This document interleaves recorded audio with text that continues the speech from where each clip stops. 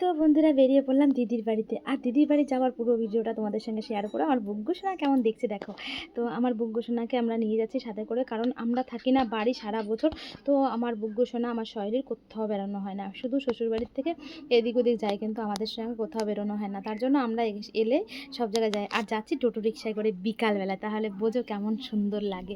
আর দেখো কি সুন্দর হাওয়া, আর আমার বুগ্গু সোনা তো ঘুমিয়েই পড়েছে এত সুন্দর আবহাওয়া দেখে।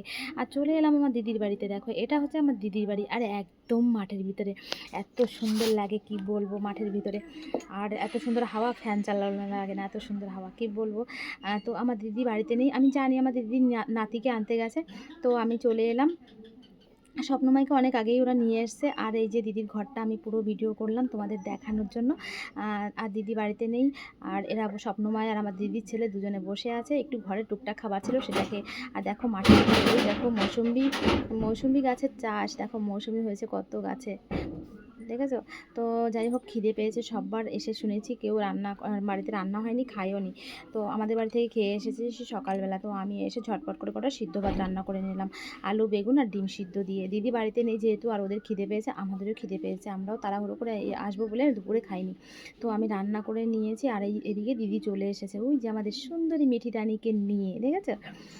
তো দিদিও চলে এসেছে, আর ও এত খুশি হয়েছে, বাড়িতে সবাই এসেছে জেনে।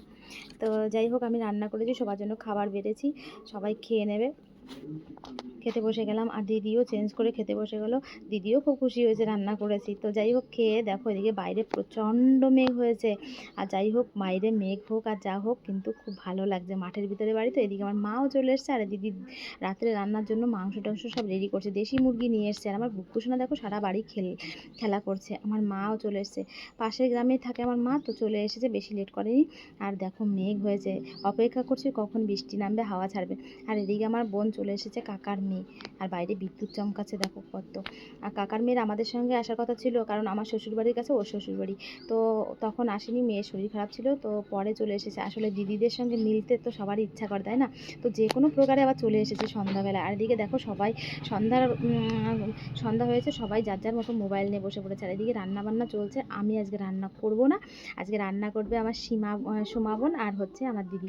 আমি শুধু ভিডিও বানাবো আর খাবো। তো দেশি মুরগি রান্না হচ্ছে, আর এত সুন্দর সেন্ট বেরিয়েছে। আর এই যে যার যার মতো সব হেঁটে হুটে বেড়াচ্ছে। আর আমি আজকে রান্না করবো না বলেছে, মাংসও রান্না হয়ে গেছে প্রায়। আর এদিকে রুটি করা হচ্ছে। তো এদিকে এই যে আমাদের বগ্গু সোনা তো আমার কাছে আসতেই চাইছে না দাদুকে পেয়ে। আর এই দেখো আমাদের মিঠি রানী, আমার লাইভে আসে না পিউ, ওর মেয়ে এটা। আর সুন্দরী মিঠি রানী হায় হায় হায় করছে।